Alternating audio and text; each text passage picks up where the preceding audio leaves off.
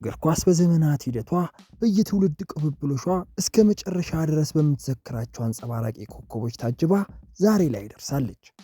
እንዳለፉት ጊዜያት ሁሉ ይህም ትውልድ ዓለምና እግር ኳስ እስካሉ ድረስ ስማቸውን የማይረሳቸው ኮከቦችን ፈጥሯል። እርግጥ ነው እግር ኳስን የምንወድ ሁሉ በየራሳችን ምክንያት የየራሳችን ምርጥ ተጫዋቾች አሉን። ለዚህም ነው የምንጊዜ ምርጥ እግር ኳስ ተጫዋች ማን ነው የሚለው ጥያቄ ሁሌም አከራካሪ ሆነው። ለመሆኑ የእናንተ የምንጊዜ ምርጥ ማን ነው? ኮሜንት ላይ ጻፉልን።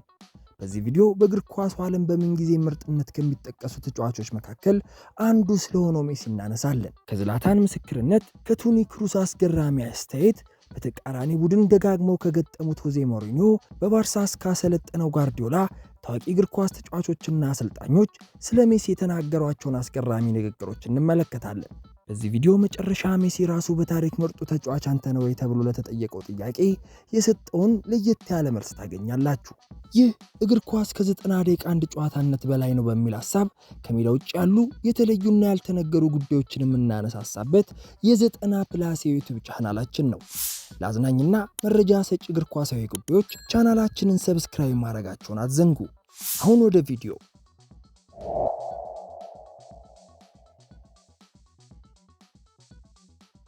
ዝላታን ስለ ሜሲ በተናገረው ነገር እንጀምር። ከየትኛውም ተጫዋች በላይ ነኝ የሚለው ዝላታን ስለ ሜሲ ይህንን ብሏል።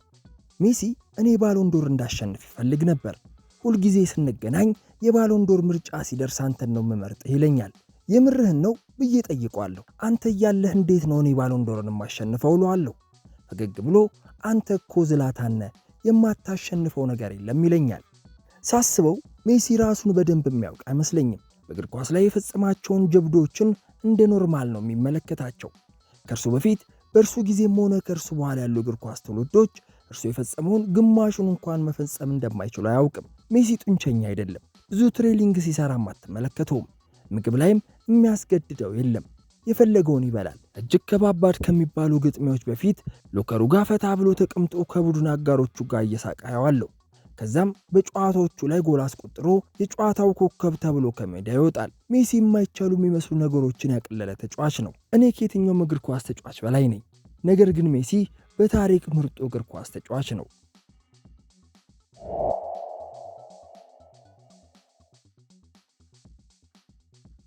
ሜሲን በተቃራኒ ቡድን አሰልጣኝነት በተደጋጋሚ የገጠሙት ሆዜ ሞሪኒዮም እንዲህ ሲሉ ስለ ሜሲ ተናግረው ነበር።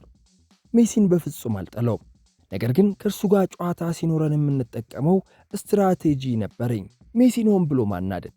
ይህንን ካደረግ በጨዋታው ላይ ያለውን ትኩረት ያጣል። ይህ ሜሲን የምናቆምበት ብቸኛው መንገድ ነው የሚል ነበር እምነቴ። ነገር ግን ከጊዜ በኋላ ሳስተውል ይህ ሜሲን የማቆሚያ ሐሳቤ በተቃራኒው ነበር የሚሰራው። ሜሲ በተናደደ ቁጥር የተለየ ብቃትን ነው እያሳየ የሚመጣው። በጎሎች ይበቀልሃል። ፋውል ሰራህ ወይም አልሰራህ ሜሲ ጎሎችን ያስቆጥርብሃል። እኔ እንደ አሰልጣኝ እሱን ለማቆም ብዙ መንገዶችን ተጠቅሜያለሁ። የትኛውም መንገድ ግን አልሰራልኝም። የትኛውም አሰልጣኝ ሜሲን ማቆም ችሏል ብዬ አላስብም። እርሱ የእግር ኳስ ንጉሥ ነው። ዓለም በእግር ኳስ ታሪኳ የእሱን ያህል ምርጥ ተጫዋች አልተመለከተችም። በነገራችን ላይ ሆዜ ሞሪኒዮ ብዙ ዋንጫዎችን በማሳካት የሚበለጡት በጥቂት አሰልጣኞች ብቻ ነው። ለመሆኑ ብዙ ዋንጫን ያሳኩ 10 አሰልጣኞች እነማን ናቸው? ቪዲዮ አዘጋጅተናል፣ ይመልከቱ።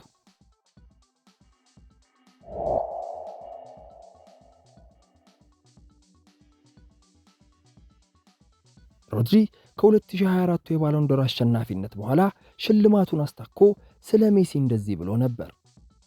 ባሎንዶርን ማሸነፍ እጅግ የሚደንቅ ስሜት አለው። በተጨማሪም የሽልማት ስነ ስርዓቱና የአዳራሹ ድባብ ደግሞ ደስታን በተለየ ሁኔታ ከፍ የሚያደርግ ነው። ይህንን ሽልማት ለማሸነፍ ጠንክረ መስራት አለብህ። ብዙ ውጣ ውረዶችን ማለፍ አለብህ። መስዋዕትነት መክፈልህ ግድ ነው። ታዲያ ሽልማቴን ተቀብዬ ወደ መቀመጫ ሳመራ አንድ ጥያቄን ለራሴ እየጠየቅኩት ነበር። እንዴት ነው ሜሲ ይህንን ሽልማት 8 ጊዜ ያሳካው? በዚህ ልዩ ስሜት ውስጥ 8 ጊዜ ተመላልሷል። ይህ እኔ እየተሰማኝ ያለውን ታላቅ ድል ሜሲ ከቤቱ ወጥቶ ኳስ ተጫውቶ ዳግም ወደ ቤቱ የመመለስ ያላቅልሎት 8 ጊዜ በዚህ መድረክ ወጥቶ ተሸልሞ ተመልሷል። ይህ ለእርሱ ልማዱ ነው። በእርሱ ዘመን ላሉ ተጫዋቾች ቢያንስ አንድ ጊዜ ባሎንዶርን ማሸነፍ ወይም የአሸናፊ እጩዎች ውስጥ መግባት በቂ ነበር። እርሱ ታላቅና ወደር የሌለው ተጫዋች ነው። ማንም እሱ ደረጃ አይደርስም።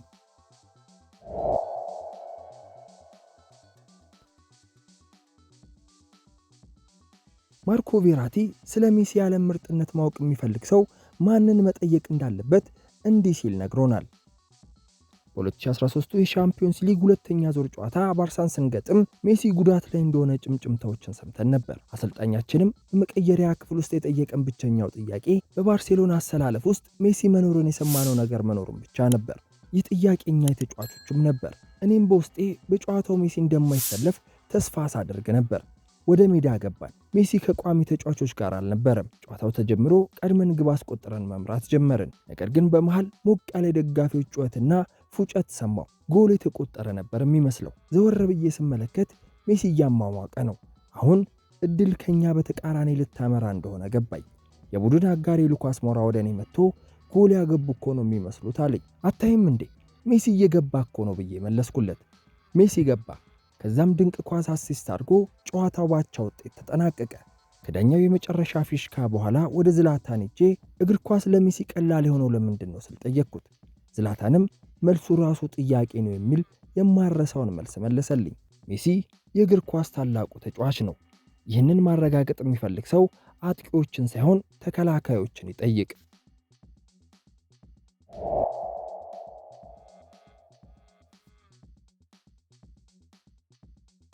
የሳላ ምርጡ ተጫዋች ሜሲ ነው። ከሊቨርፑል ታሪካዊ ተጫዋቾች ጋር ስሙን እያጻፈ ያለው ግብፃዊው ስለ ሜሲ ይህንን ብሏል። ከልጅነቴ ጀምሮ የሜሲ አድናቂ ነበርኩ። ባለፉት የእግር ኳስ ዓመታቱ ተነጻጻሪ የሌለው ድንቅ ተጫዋች ነው። ለብዙ ጊዜያት ከብሔራዊ ቡድኑ ጋር ዋንጫ ባለማንሳቱ ትችት ሲሰነዘርበት ቆይቷል። እንደኔ ከሆነ ከአርጀንቲና ጋር ዋንጫ አለማንሳቱ የዓለም ኮከብነቱ ላይ የሚፈጥረው ለውጥ አልነበረም። ነገር ግን አሁን የዓለም ዋንጫን ጭምር ለሀገሩ በማሳካት ተቺዎቹን ዝም ማሰኘት ችሏል። ሜሲ የዚህ ትውልድም የታሪክም ምርጡ ተጫዋች ነው።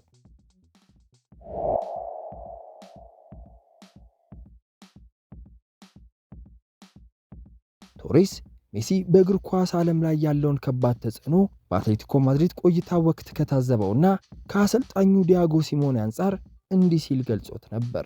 በአትሌቲኮ ማድሪድ እያለው ከባርሳ ጋር ሲጫወት ሜሲ በሜዳ ውስጥ ካለ አሰልጣኛችን ሲሞኔ በምናስቆጥራቸው ጎሎች ብዙ ጊዜ ደስታውን አይገልጽም። ከረፍት በፊት 3 ጎል አግብተን ወደ መልበሻ ክፍል በግንገባ እንኳን ጨዋታው አላለቀም። እነርሱ ጋር ሜሲ እንዳለ አትርሱ።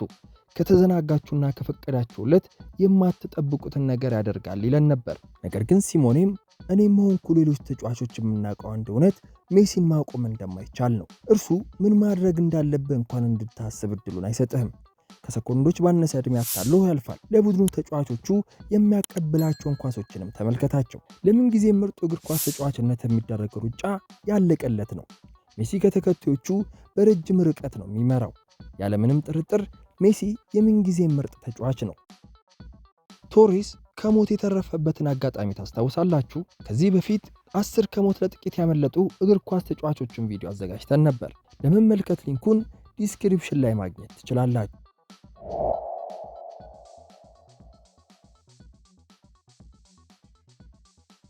ጂሩድ ማንም ሰው ሜሲ ላይ ሊደርስ አይችልም ይላል። ሜሲ እግር ኳስን ለመጪው ትውልድ አስቸጋሪ እንዲሆን አድርጎታል። እርሱ የሰራውን መድገም በጣም አስቸጋሪ ነው። ድሎቹ የማይደረስባቸው ናቸው። በማይታመኑ ቁጥሮች የተሞሉ የእግር ኳስ ሕይወትን እየኖረ ነው። ሁሉም ተጫዋቾች እርሱን እንደ አርአያ መውሰድ መቻል አለባቸው።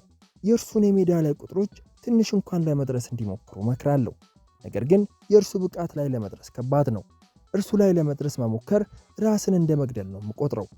እስካሁን ካየኋቸው ምርጥ እግር ኳስ ተጫዋቾች ሜሲ ነው። ያገኛቸው ዋንጫና የእውቅና ክብሮች በሙሉ የሚገባው ተጫዋች ነው። ሜሲ እግር ኳስ በየትኛውም ዘመን ሊረሳው የማይችለው ተጫዋች ነው። ጂሩድ በዚህ ቻናል ስሙ ሲጠራ ለመጀመሪያ ጊዜ አይደለም። የሮናልዶ፣ ቤካምን፣ ሮኒንና ሌሎች ተጫዋቾች ፎቢያ በተመለከትንበት ቪዲዮ ላይ ጂሩድም አምርሮ ስለሚፈራው ነገር አካተናል። ለመሆኑ እግር ኳስ ተጫዋቾች ምን ይፈራሉ? ይህንን ቪዲዮ ይመልከቱ። ሊንኩን በዲስክሪፕሽን ቦክስ ላይ ያገኙታል።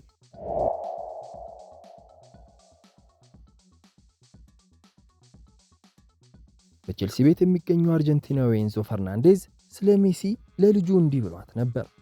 ልጅህ ሁል ጊዜ በትምህርት ቤት አባቷ የሜሲ ጓደኛ ነው ይሏታል። በደንብ አታውቀውም ነበር። ከዛም በዩቲዩብ የእርሱን ቪዲዮ ማየት ጀመረች። አንድ ቀን ሜሲ ማን ነው ብላ ጠየቀችኝ። የዓለም ምርጡ ተጫዋች ነው አልኳት። እርሷን መለሰችልኝ፣ አንተ ትበልጠዋለህ አባ፣ አንተም እኮ እግር ኳስ ተጫዋች ነህ አለችኝ። በሕይወትሽ አርአያ የሆነች ሰው ማን ነው ብዬ ጠየቅኳት። አንተ ነህ አባዬ በማለት መለሰችልኝ። እኔም አንቺ እኔን እንደ አርአያ እንደምትወስጂኝ ሁሉ ሜሲ ለኔና ለሁሉም አርጀንቲና የእግር ኳስ ተጫዋቾች አርአያ ነው። እርሱ የዓለም ሁሉ ምርጥ ነው ብዬ አስረዳኋት። ከጊዜያት ቆይታ በኋላም ከሜሲ ጋር አገናኘዋቸው። አብረው ፎቶ ተነሱ። ከዛም አንተ የአባቴ አርአያ ነህ ብላ ነገረችው። ከሜሲ ጋር የተነሳነውን ፎቶ ትምህርት ቤት ወስዳ ለጓደኞቿ አሳየቻቸው። ያ ቀን እጅግ በጣም ደስተኛ ከነበረችባቸው ቀናት ውስጥ አንዱ ነው።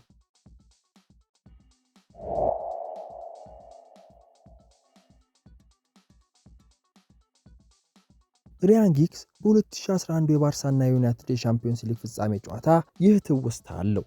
በ2011 የዌምብሌ ፍጻሜ ጨዋታ ከባርሴሎና ጋር ስንጫወት ሜሲ ድንቅ አቋም ላይ ነበር። ስለዚህ ሰር አሌክስ ፈርጉሰን ሜሲን ማርክ እንዲያደርገው ፓርክ ጄሱንግን መደቡት። እኔ ከመጀመሪያውም ሱንግ ሜሲን መቆጣጠር እንደማይችል ገብቶኛል። በጨዋታው ላይ ሜሲ እንዳሻው ሲጫወትበት አመሸ። ማንም ሊያቆመው አልቻለም። በመጨረሻም የፍጻሜውን ግጥሚያ ተሸንፈን ዋንጫውን አጣን።